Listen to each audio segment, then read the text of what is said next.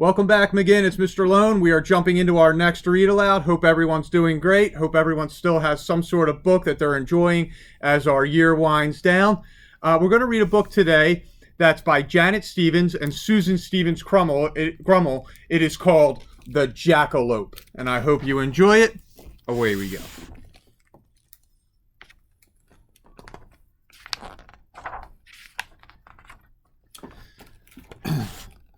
Gather around, come sit on the ground, and I'll tell you a tale of a hare, and all of it's true, as best I recall, except for some parts here and there. The branches are full on the Jack family tree, with jackrabbits famous and not. There's Jack in the beanstalk and Jack in the box. Folks talk of those two a lot. But one branch is empty, and all that is left is a sign that hangs down by a rope, a sign with the name of the Jack who is gone. All it says is one word: Jackalope. Once upon a time, in the land of cactus and cattle, there lived a very unhappy jackrabbit. I hate being ordinary. Nobody notices me. Nobody runs away from me. Nobody is afraid of me. I can be fierce too, can't I? I'll ask Mirror. He always tells the truth. Hey, Mirror, look at this. Jackrabbit froze in his scariest pose. Mirror, mirror, cracked and small, who's the fiercest one of all? He waited for a reply. At the risk of being rude, I think Longhorn's one mean dude. Longhorn? That overgrown piece of beef jerky? I can be scarier than he is. Look at this. Jack twisted his ears sideways, snorted, and pawed at the ground like Longhorn. Mirror, mirror on the tree, who's the scariest? Say it's me. Heed my words, for they are true. Horntoad's scarier than you. Horntoad? That stubby little pancake? I can be more ferocious than she is. Look at this. Jack rolled in some mud and shaped his fur into spikes like Horntoad. Mirror, mirror, hanging there, say that I'm one scary hare. Jack, you only make me smile. Give it up. It's not your style. Jackrabbit grabbed Mirror off the tree. Mirror, mirror, piece of glass, here you go, in the grass. He tossed Mirror on the ground and walked off. Jack saw a lone star in the evening sky. Starlight, star bright, first star I see tonight. Listen up, hear my plea, make me anything but me. And while you're at it, star, I'd like some fangs and claws, maybe a stinger, a big sharp beak, and pointy horns, real ones. He curled up, closed his eyes, and tried to sleep. Jack wasn't happy just being himself. He had to be scary and feared. He wished and he hoped and he tossed and he turned. At dawn, a strange creature appeared. Someone poked Jack in the ribs, having a bad hair day. Having a bad hair day? Who are you? I'm your fairy god rabbit. You wished on a star, and that's where I come in. See this star on my wand? Star wishes are the only ones I can grant. I don't do wishbones, wishing wells, birthday candles, and all that other stuff. Now, let us see. You wished for fangs, claws, a stinger, beak, and horns. Sorry, but there's a one-wish limit. Jackrabbit shook his head. I want them all. I can't choose. I know what I'd wish for. Some normal clothes. Fairy god rabbit rolled her eyes. Look at me. I look like a tossed salad. Dressing in this get-up is for the birds. I wish... Is this your wish or my wish? Jack interrupted. Okay, I see you don't care at all about me. So, choose. Jack paused. I want horns. Horns? Fairy god rabbit moaned. Why did it have to be horns? I've turned pumpkins into carriages, frogs into princes, and rags into gowns, but I've never done horns. I'll have to look this one up. Luckily, I brought my new, unabridged, fully illustrated, first time in paperback, step-by-step copy of Wishes for Wabbits. Fairy god rabbit flipped through the pages. Chapter 8. Wishes beginning with H. Hair, longer and shorter. Nah. High heels, glass and ruby. Nah. Oh, here it is. Horns. Trumpets, trombones. Oh, now that'll look cute on your head. I think you mean... Wait, these. Horns. Like antlers. Ready, Jack? She waved her wand. Wait, it says there's one condition. Never tell a lie. Or else. Just hurry up, snapped Jack. Magic dust, do your stuff. Make this hare mean and tough. Pointy horns are his hope. Make them like antelope.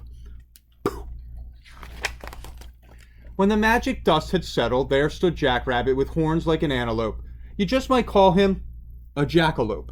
He pranced, he strutted, he puffed out his chest. His horns were a sight to behold. And at last he was scary, at last he was fierce, but a jackalope had to be told.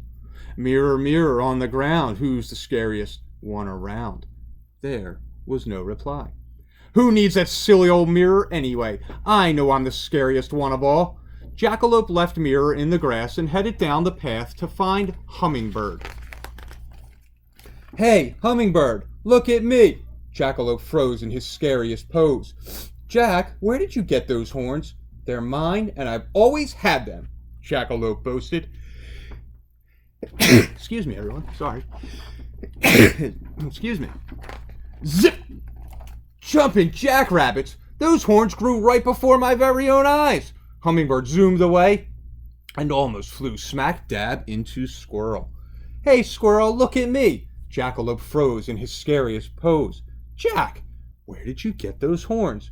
They're mine, and I've always had them, Jackalope boasted. Zzz. The horns are getting bigger. Leaping lizards, those are growing horns. I'm out of here. Squirrel hightailed it down the path. Jackalope teetered from the weight on his head. Being scary's hard work, he said to himself. But Jackalope was not alone. 2 eyes were watching, and 2 ears were listening, and 1 mouth was watering too. Coyote was tired of acorns and berries. He wanted some jackrabbit stew. Well, look at you, said Coyote. Jackalope turned. Are those horns I see? Coyote stepped closer. How extraordinary. I really can't see them from so far away. I need a better look.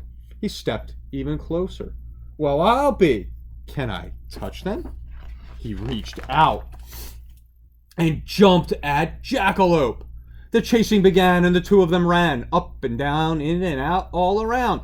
As Jackalope dived for his old hiding place, his huge horns got stuck in the ground. Help! Jackalope struggled. Well, isn't this handy? Coyote snickered. Dinner, waiting to be cooked. A jackrabbit kebab. I'll just build a fire right under him. He's not going anywhere. Coyote wandered off to look for firewood. I'm stuck! Why did I wish for these horns? Jackrabbit cried. Fairy Godrabbit, come back! Okay, you don't have to yell. I'm right here. My, look at those horns. Just how many lies have you told? Lies? I haven't told any lies. Zoop! Okay, maybe a few. Now, how do you get rid of these horns? Beats me. Fairy Godrabbit shook her head. You get 1 wish. You wanted horns, and you got horns. But surely you can undo a wish. Oh, hurry, look it up, Jackalope pleaded. Coyote's coming back, and he's going to roast me like a hot dog, gobble me up whole, and pick his teeth with my horns.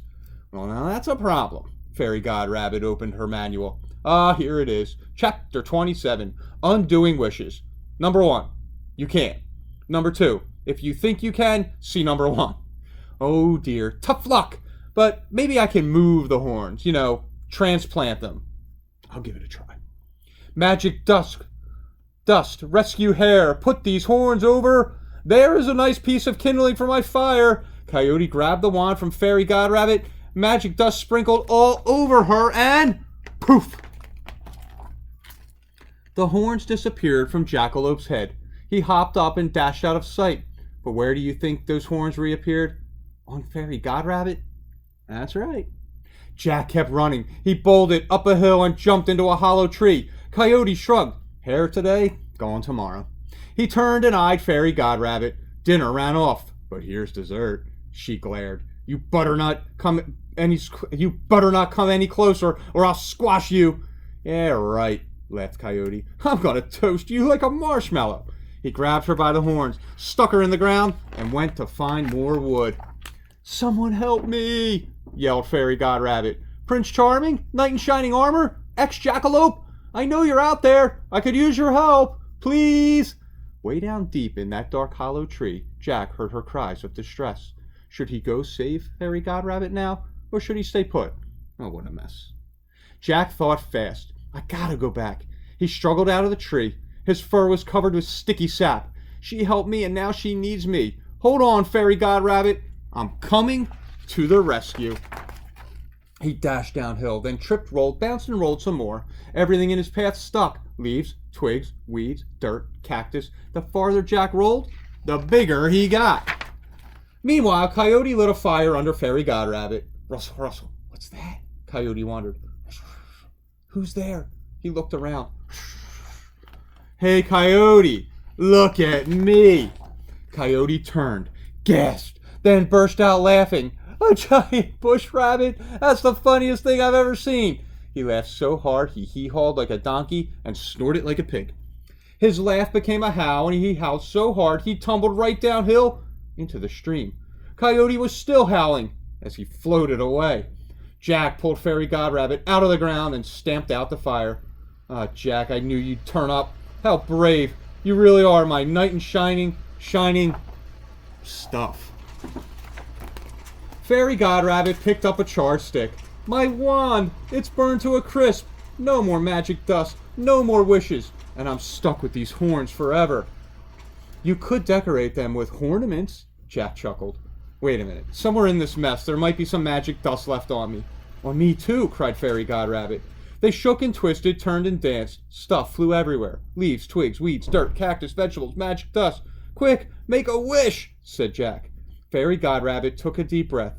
Magic dust one last time. Oh, my dear, this won't rhyme. Just get these horns off me. Now! And poof! The horns vanished. That's it. My Fairy Godrabbit days are over. Now I'm just an ordinary hare, so it's back to my ordinary name, Jill. She turned and walked away. Wait, cried Jack. Stay. We can be ordinary together, like two peas in a pod. Jill paused. Didn't you want to be scary and fierce? No way. Hazardous to my health, said Jack. Ordinary is safer. I'm happy that way. And if you stayed here, I'd be happier, even with your corny vegetable talk. Oh, how can I believe you? Asked Jill. Remember, zip. Let's ask Mirror, said Jack. He always tells the truth. Mirror, mirror, friend so small, who's the happiest one of all? There was no reply. Hello, Mirror, are you there? I don't just reflect, I need your respect. Jack Rabbit picked up the mirror and polished it. Mirror sparkled. Who's the happiest? Now it's 3. Jack and Jill and Mirror. That's me. Hold on. It's not over yet. There's more. 2 eyes were watching and 2 ears were listening, and 1 mouth was watering too. Coyote had worked up a huge appetite, and not just for Jackrabbit stew. So he gobbled up Jack and he gobbled up Jill. His belly was starting to hurt. He gobbled up Squirrel and Hummingbird too, and Mirror was his dessert. Oh no. Who saw that coming? Ah, just kidding. You didn't believe that, did you? Don't worry. Here's what really happened. Jackalope's gone, but his legend lives on, as I tell of his tale here and there. And don't you all mope for that old Jackalope, for he's happy to be just a hare. Mirror and Jack and their new buddy Jill were a trio forever, they say. And if it's real quiet, I know you can hear that coyote still howling today. So when you're out gazing at night at the sky, and you happen to see the first star, but don't you be wishing for something you're not. It's better to be who you are. At the end. So boys and girls, I hope you enjoyed that. I know a little longer than normal, but I love the message. Be happy and proud of who you are. Don't try to be something you're not. We'll be back tomorrow with another read aloud. Have a great night, McGinn. Take care.